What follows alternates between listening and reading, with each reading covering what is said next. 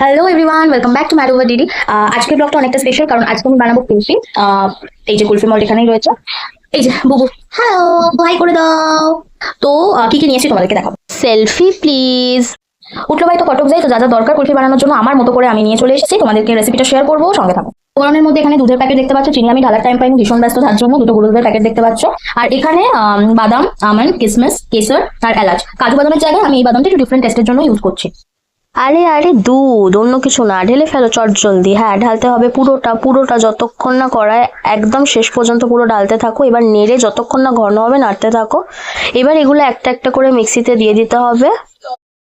এবার আমি একটু গুঁড়ো দুধ দিয়ে নেবো বেটার টেস্টের জন্য, আর আমার ফেভারিট কেসর দিয়ে দেবো, দারুণ লাগবে দেখতে। ভ্রুম ভ্রুম, এই দেখো হয়ে গেল। ব্যাস ব্যাস ফুটছে, এবার চিনিটা ঢেলে দাও জলদি। হ্যাঁ হ্যাঁ, যেগুলো ঘাটাঘাটি হয়েছে ওগুলোও ঢেলে দিতে হবে। ব্যাস, আর একটুখানির অপেক্ষা, সুন্দর করে নাড়তে থাকো। দেখো একদম রাবড়ির মতো হয়ে যাবে। দেখো টকবক করে ফুটছে, ঠিক এরকম ভাবেই। এই পরিস্থিতিতে আস্তে আস্তে যখন এটা রেডি হয়ে যাবে, একটার পর একটা ঢেলে তোমাদের কিন্তু ফ্রিজে রাখতে হবে। যত বেশিক্ষণ রাখবে তত ভালো জমবে। প্রায় রেডি। এই দেখো আমার ফার্স্ট কাস্টমার বসে গেছে পরের দিন রিভিউ দিতে, দেখি কিরকম বলে। ওরে বাবা, এক্সপ্রেশন দেখে ভালোই লাগছে। তোমরাও ট্রাই করতে পারো এরকম ভাবেই। আমি আর কটা বানিয়ে নিলাম। চলো, follow mad over DD to get more. Thank you.